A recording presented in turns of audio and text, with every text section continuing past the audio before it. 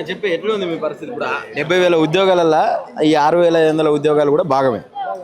మరి అంటే మీకు జీతాలు లేవు, అవి ఎట్లా ఉద్యోగాలు అనుకోవాలి? మిమ్మల్ని ఏదో 10 రూపాయలు 20 రూపాయలు ఎకరానికి పేరు మీద అది దేనికి ఏం చేసుకుంటారు దాంట్లోని? అది ఏమనిపిస్తుంది ఇప్పుడు ప్రెజెంట్? మేము ఏమనుకున్నాం అంటే ఆ రకంగా వాళ్ళు అనుకుంటే మాకు ఇచ్చినటువంటి లైసెన్స్లన్నీ కూడా మడత పెట్టుకొని వాళ్ళ ఇష్టం ఏమైనా చేసుకోండి. ఎందుకంటే ఆ కరపొట్లాలు కూడా మనకి రావు ఆ లెక్కన చూసుకుంటే. ఎందుకంటే గౌరవ ముఖ్యమంత్రి గారు ఇచ్చినటువంటి నియామక పత్రాలకు విలువ ఉన్నట్టయితే వాళ్ళు అదే విధంగా 70,000 ఉద్యోగాలలో అన్నారు కదా, అదే 70,000 ఉద్యోగాలలో 6,500 మందికి లైసెన్స్ సర్వేలను కూడా ఇంప్లిమెంట్ చేసినామన్నారు కదా. అప్పుడు వాళ్ళు ఇచ్చినటువంటి నియామక పత్రాలకు విలువనే ఉంటే ఇప్పుడు మమ్మల్ని ఉద్యోగస్తులుగా ప్రకటించండి అని చెప్పేసి అడగడం జరుగుతుంది. మిమ్మల్ని మరి ఇప్పుడు జీతాలు లేకుండా పని చేయమనంటే ఎట్లా సాధ్యం? ఎట్లా సాధ్యమైంది? మేము ఏమడుతున్నాం అంటే అన్న, మాకు ఈ జీతాలు లేకుండా అంటే కమిషన్ రూపంలో మాకు వద్దు. ఎందుకంటే మీరే చెప్పారు కాంట్రాక్ట్ అవుట్ సోర్సింగ్ వ్యవస్థ అనేది ఉండదు, ప్రతి ఒక్కరు కూడా ఉద్యోగస్తులుగా పరిగణిస్తామన్నారు. మరి అలాంటప్పుడు ఈ కమిషన్ పద్ధతి ఎక్కడి నుంచి వచ్చింది? ఈ కమిషన్ పద్ధతి అనేది అవసరం లేదు కదా. మనకు కావాల్సినట్టు మీరన్న దాని ప్రకారమే ఇవన్నీ వద్దన్నప్పుడు కమిషన్ పద్ధతి కూడా వద్దు, మమ్మల్ని కూడా ఉద్యోగస్తులుగానే పరిగణించండి. అది మేము అడుగుతున్నాం. పొంగులేటి శ్రీనివాసరెడ్డి ఏమో మొత్తం మీ మీద బాగా ఆగ్రహంగా ఉన్నాడట. మీరు కనిపిస్తే చేతులు ఏముంటే దాన్ని తీసుకొని కొట్టే పరిస్థితులు ఉన్నాయి, పోకురు అని చెప్తున్నారు అన్నట్టు. అయితే వాస్తవేనా అది? ఎందుకంటే మేము మన గౌరవ కమిషనర్ గారి దగ్గరికి వెళ్ళడం జరిగింది. కమిషనర్ గారి దగ్గరికి వెళ్తే లోకేష్ కుమార్ గారి దగ్గరికి వెళ్తే మీరు కూడా పొంగులేటి గారి దగ్గరికి వెళ్తే మీ చేతిలో ఏది ఉంటే అది తీసుకొని కొడతారని చెప్పేసి అన్నాను. అంటే మేము దొంగలమా?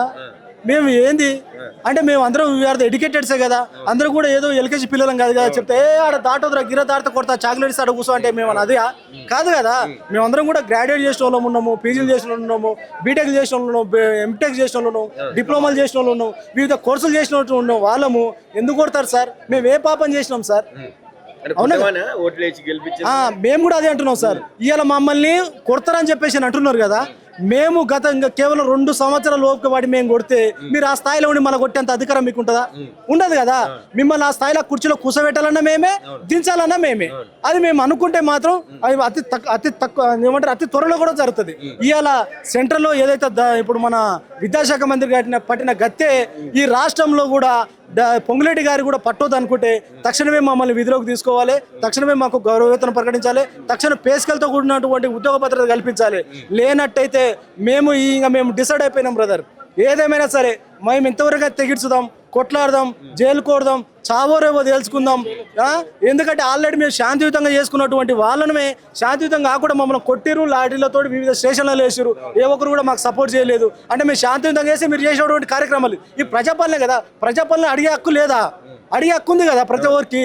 ఇది ఎందుకంటే ఇంత ముందుకున్నటువంటి ఆ పాలన కాదు, ఈ పాలన కాదు అని అన్నారు. అది ఏ పాలన కానీ మీరైతే ప్రజాపాలనే కదా. మరి ప్రజాపాలన అన్నప్పుడు అందరికి ఈక్వల్గా ఉండాలి కదా, అందరికి సమాన్యం జరగాలి కదా, అందరికి న్యాయం జరగాలన్నప్పుడు మేము అడగడం తప్పేముంది? మమ్మల్ని అరెస్ట్ చేయవలసిన అవసరం ఏముంది? మమ్మల్ని కొట్టడం అవసరం ఏముంది? కాబట్టి ఇప్పటికైనా మేము ఖచ్చితంగా అందరం పెద్ద ఎత్తున ర్యాలీలు చేస్తాం. ఏ విధంగా అయితే మీరు నిమ్మలంగా ఏసీ రూమ్లో కూర్చొని మీరు హామీలు ఇస్తున్నారో ఆ హామీలు దించే స్థాయి కూడా మేము తీసుకొస్తామని కూడా చెప్పడం జరుగుతుంది. ముఖ్యమంత్రి గారిని ఎన్నిసార్లు కలిసిన ఆయన దృష్టికి పోయింది ఈ విషయం? ఎందుకంటే ఆయనే కదా మిమ్మల్ని రిక్రూట్ చేసుకున్నారు డైరెక్ట్ వరకు. గౌరవ పొంగులేటి శ్రీనివాసరెడ్డి గారిని కూడా కలిసింది లేదు, మాకు అపాయింట్మెంట్ కూడా దొరకలేదు. ఇంకా ఈయన గౌరవ మంత్రి గారిని కలుస్తలేదు. అంటే గౌరవ ముఖ్యమంత్రి గారు వివిధ పనుల్లో బిజీ ఉంటారు, వారు ఎక్కడైనా వెళ్ళిపోతారు కాబట్టి వాళ్ళని గడవడం ఇంపాసిబుల్. కాబట్టి వాళ్ళ సాధ్యపడితే ప్రజాపాలన కాబట్టి వారు కూడా మమ్మతో కలిసే అవకాశాలు ఉంటాయి. అయినప్పుడు కూడా మాకు కలవలేదు. ఆల్రెడీ మేము గౌరవ ముఖ్యమంత్రి గారి ఇంటి దగ్గర కూడా మేము రిప్రజెంటేషన్ పట్టుకొని పోవడం జరిగింది. అక్కడ ఉన్నటువంటి సిబ్బంది మేము దొంగలలాగా ఇట్లా పోయి నూకొని దాకా తీసుకొచ్చి దాదాపు 1 కిలోమీటర్ వరకు తీసుకొచ్చి యువతలు తీసుకొచ్చేసి ఇక ఒర్రే బాబు ఆటోలోకి పోరు అని చెప్పడం జరిగింది.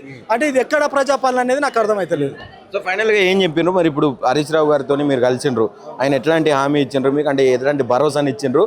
ముందస్తు కార్యాచరణ ఎట్లా ఉండబోతా ఉన్నది? మేము ఇప్పటి వరకు ప్రతిపక్షాల వాళ్ళని ఎవరిని కలవలేదు, కానీ మొదటిసారి ఈరోజు ప్రతిపక్షాలను కలవదలుచుకున్నాం. ఎందుకు కలవదలుచుకున్నాం అంటే మేము మోసపోయిన నిరుద్యోగులల్లా మోసపోయిన, ఎందుకంటే నమ్మించి గొంతు కోసినటువంటి నిరుద్యోగులం కాబట్టి అయిపోయింది. 1 year అయిపోయింది. అయితే ఈ రకంగా ఉన్నప్పటికీ కూడా మాకేం జరుగుతుంది అక్కడ?